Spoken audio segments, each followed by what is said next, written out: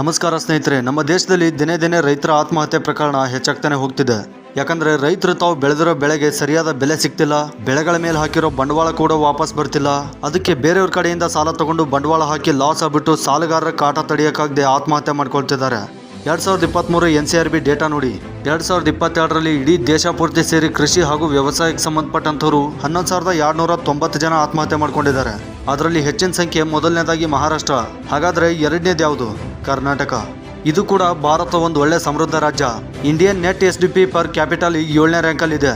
ಇಲ್ಲಿ ಪ್ರಶ್ನೆ ಬರೋದೇನೆಂದ್ರೆ, ಇಂಥ ಸಮೃದ್ಧ ರಾಜ್ಯದಲ್ಲಿ ಯಾಕೆ ರೈತರ ಜೀವಬಲಿ ಬೀಳ್ತಾ ಇದೆ ಅಂತ. ಈ ಗ್ರಾಫ್ ಅಲ್ಲಿ ನೋಡಿ, ಬೇರೆ ರಾಜ್ಯಗಳಿಗಿಂತ ಮಹಾರಾಷ್ಟ್ರ ಜೊತೆ ಕರ್ನಾಟಕ ರೈತರ ಆತ್ಮಹತ್ಯೆ ಪ್ರಕರಣ ಎಷ್ಟು ಮೇಲಿದೆ ಅಂತ. ಇಷ್ಟೆಲ್ಲ ನಡೀತಾ ಇದ್ರು ಯಾಕೆ ನಮ್ಮ ಸರ್ಕಾರಗಳು ಎಚ್ಚೆತ್ಕೊಳ್ತಾ ಇಲ್ಲ? ರೈತರು ಆತ್ಮಹತ್ಯೆ ಮಾಡ್ಕೊಳ್ದೇ ಇರೋ ತರ ಸರ್ಕಾರ ಯಾಕೆ ಕ್ರಮ ಕೈಗೊಳ್ತಿಲ್ಲ? ಯಾಕಂದ್ರೆ ಮಾಡೋ ಕೆಲಸ ಎಲ್ಲ ಬಿಟ್ಟು ಸರ್ಕಾರದ ಜಾಗಗಳನ್ನ ಲಪ್ಟಾಯಿಸಿ ಹೆಂಗೆ ತಮ್ಮ ಹೆಸರಲ್ಲೇ ಮಾಡ್ಕೋಬೇಕು, ಶಿಕ್ಷಣ, ಉದ್ಯೋಗ, ಆರೋಗ್ಯ, ನ್ಯಾಯ, ನೀತಿ ಎಲ್ಲ ಮಾರ್ಕೊಂಡು ಬರೋ ದುಡ್ಡನ್ನ ಹೆಂಗ್ ತಿಂದು ಕುಂದ್ರೋದು, ತನ್ನ ಪವರ್ನ ಬಳಸ್ಕೊಂಡು 70 ವರ್ಷದ ವ್ಯಕ್ತಿ 20 ವರ್ಷದ ಹುಡುಗಿ ಮೇಲೆ ಹೆಂಗೆ ಲೈಂಗಿಕ ದೌರ್ಜನ್ಯ ಮಾಡೋದು, ಸದನದಲ್ಲಿ ಕೂತ್ಕೊಂಡು ವಿಡಿಯೋ ಕಾಲ್ ಮಾಡಿಸಿ ಆ ವಿಡಿಯೋನ ಹೆಂಗ್ ಲೀಕ್ ಮಾಡೋದು, ಬರೀ ಇಂಥದ್ರಲ್ಲೇ ಬ್ಯುಸಿ ಆಗಿರ್ತಾರೆ ಹೊರತು ಯಾರು ಏನ್ ಬೇಕಾದ್ರೂ ಹಾಳಾಗಿ ಹೋಗ್ಲಿ ಅವ್ರು ಮಾತ್ರ ತಲೆ ಕೆಡಿಸ್ಕೊಳ್ಳಲ್ಲ. ಹಾಗೆ ರೈತರ ಪರವಾಗಿ ಯಾವುದೇ ಮೀಡಿಯಾಗಳು ಕೂಡ ದನಿ ಎತ್ತಲ್ಲ.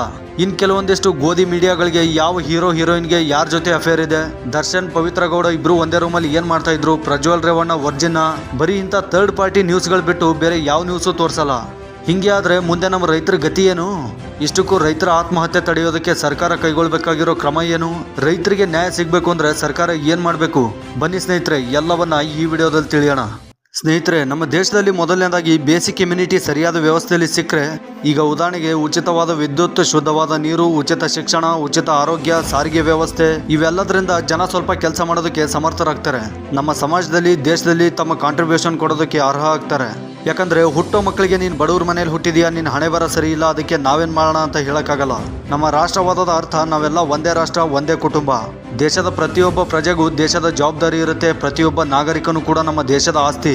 ಅಂದ್ಮೇಲೂ ಕೂಡ ರೈತರು ಅಭಿವೃದ್ಧಿ ಯಾಕೆ ಆಗ್ತಿಲ್ಲ ಅನ್ನೋದೇ ಎಲ್ಲರ ಪ್ರಶ್ನೆ. ಇದೇ ಕಾರಣಕ್ಕಾಗಿನೇ ನಮ್ಮ ಕರ್ನಾಟಕ ರಾಜ್ಯ ಆಗಾಗ ಇಬ್ಬಾಗ ಮಾಡೋ ಕೂಗಳು ಹೇಳ್ತವೆ. ಯಾಕಂದ್ರೆ ಉತ್ತರ ಕರ್ನಾಟಕಕ್ಕೆ ಹೋಲಿಸ್ಕೊಂಡ್ರೆ ದಕ್ಷಿಣ ಕರ್ನಾಟಕ ಸ್ವಲ್ಪ ಮುಂದುವರೆದಿದೆ. ಕರ್ನಾಟಕ GDPಲಿ 43% ಬರೀ ಬೆಂಗಳೂರು ಮಾತ್ರ ಕಾಂಟ್ರಿಬ್ಯೂಟ್ ಮಾಡುತ್ತೆ. ಅಂತ ರಾಜಧಾನಿ ಇರೋದು ಕೂಡ ದಕ್ಷಿಣ ಕರ್ನಾಟಕದಲ್ಲೇ. ಇನ್ನು ಉಳಿದಿರೋ GDPಲಿ ಉತ್ತರ ಕರ್ನಾಟಕದಕ್ಕಿಂತ ದಕ್ಷಿಣ ಕರ್ನಾಟಕನೇ ಜಾಸ್ತಿ ಕಾಂಟ್ರಿಬ್ಯೂಟ್ ಮಾಡುತ್ತೆ. ತಾವು ಕೂಡ ಮ್ಯಾಪ್ ಅಲ್ಲಿ ನೋಡಬಹುದು, ರೆಡ್ ಕಲರ್ ಅಲ್ಲಿ ಇರೋ ಜಿಲ್ಲೆಗಳು ಕರ್ನಾಟಕದ ಅತ್ಯಂತ ಬಡ ಜಿಲ್ಲೆಗಳು, ನೀಲಿ ಬಣ್ಣದಲ್ಲಿ ಕಾಣ್ತಿರೋದು ರಾಜ್ಯದ ಶ್ರೀಮಂತ ಜಿಲ್ಲೆಗಳು. ದಕ್ಷಿಣ ಕರ್ನಾಟಕದಲ್ಲಿ ಒಂದು ಜಿಲ್ಲೆ ಕೂಡ ರೆಡ್ ಕಲರ್ ಅಲ್ಲಿ ಇಲ್ಲ, ಒಂದು ಬಡ ಜಿಲ್ಲೆ ಇಲ್ಲ.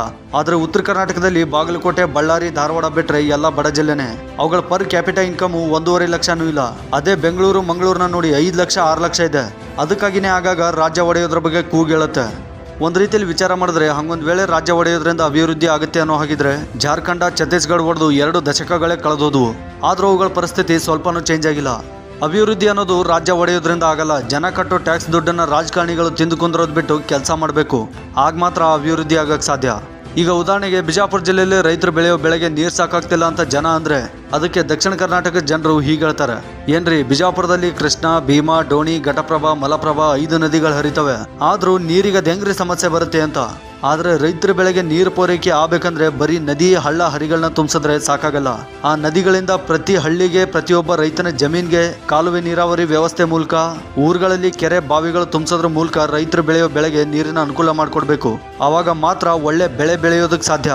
ಜೊತೆಗೆ ಸಿಟಿನಲ್ಲಿ ಹೇಗೆ ಊಟ, ತಿಂಡಿ, ತಿನಿಸು, ದೈನಂದಿನ ಜೀವನಕ್ಕೆ ಬೇಕಾಗಿರೋ ಸಾಮಾನುಗಳನ್ನ ಆನ್ಲೈನಲ್ಲಿ ಆರ್ಡರ್ ಮಾಡ್ಕೊಂಡು ಮನೆಗೆ ತರಿಸ್ಕೊಳ್ಳೋ ವ್ಯವಸ್ಥೆ ಇದೆಯೋ, ಅದೇ ರೀತಿಯೇ ರೈತರಿಗೂ ಕೂಡ ತಮಗೆ ಬೇಕಾಗಿರೋ ವಸ್ತುಗಳನ್ನ, ಕೃಷಿ ಎಣ್ಣೆ, ಗೊಬ್ಬರ, ಇನ್ನೂ ವ್ಯವಸಾಯಕ್ಕೆ ಏನೇನು ಬೇಕೋ ಆ ಎಲ್ಲ ವಸ್ತುಗಳನ್ನ ಆನ್ಲೈನಲ್ಲಿ ಆರ್ಡರ್ ಮಾಡಿದ್ರೆ ಅವ್ರು ಹೊಲಗಳಿಗೆ ತಂದು ಕೊಟ್ಟು ಹೋಗೋ ಥರ ಏನಾದರೂ ವ್ಯವಸ್ಥೆ ಮಾಡಲಿ.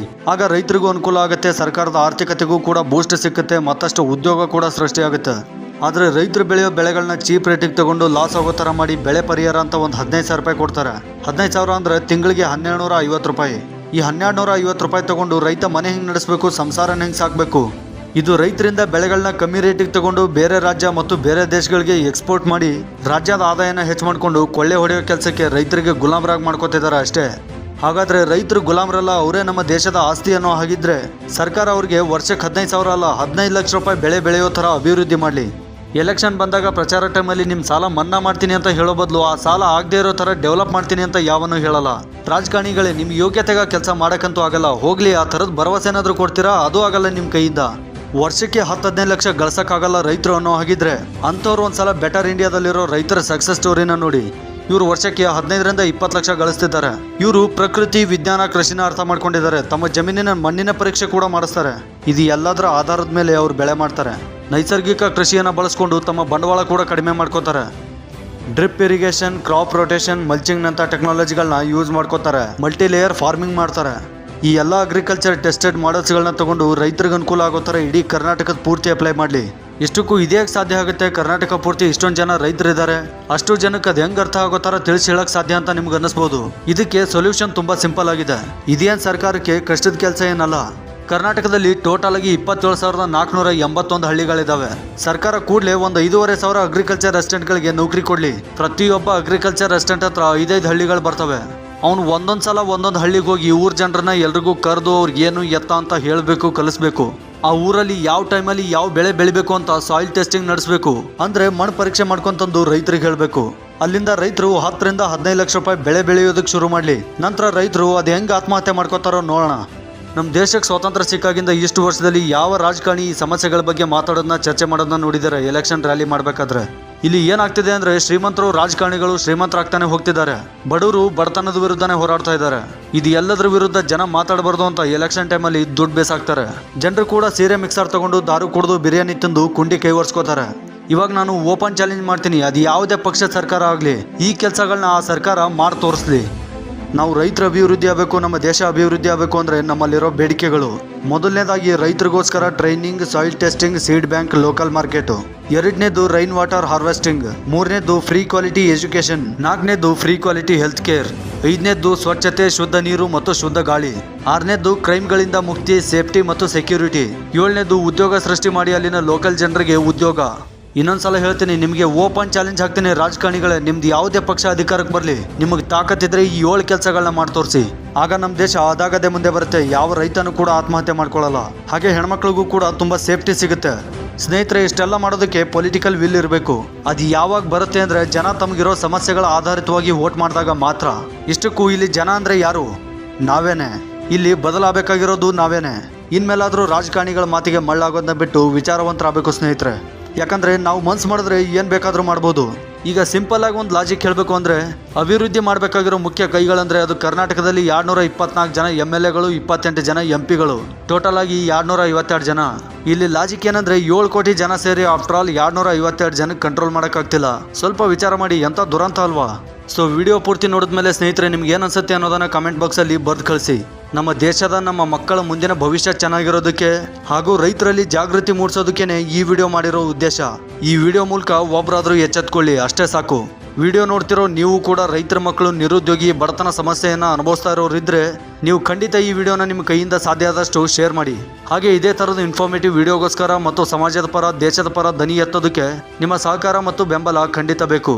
ಚಾನಲ್ಗೆ ಹೊಸಬರಾಗಿದ್ದರೆ ಸಬ್ಸ್ಕ್ರೈಬ್ ಮಾಡಿಕೊಂಡು ಸಹಕರಿಸಿ. ಮುಂದೆ ಇದಕ್ಕಿಂತ ಒಳ್ಳೊಳ್ಳೆ ಕಂಟೆಂಟ್ಗಳು ತೊಗೊಂಡು ಬರ್ತೀನಿ. ಸಿಗೋಣ ಮುಂದಿನ ವಿಡಿಯೋದಲ್ಲಿ. ಜೈ ಜವಾನ್, ಜೈ ಕಿಸಾನ್, ಜೈ ಕರ್ನಾಟಕ.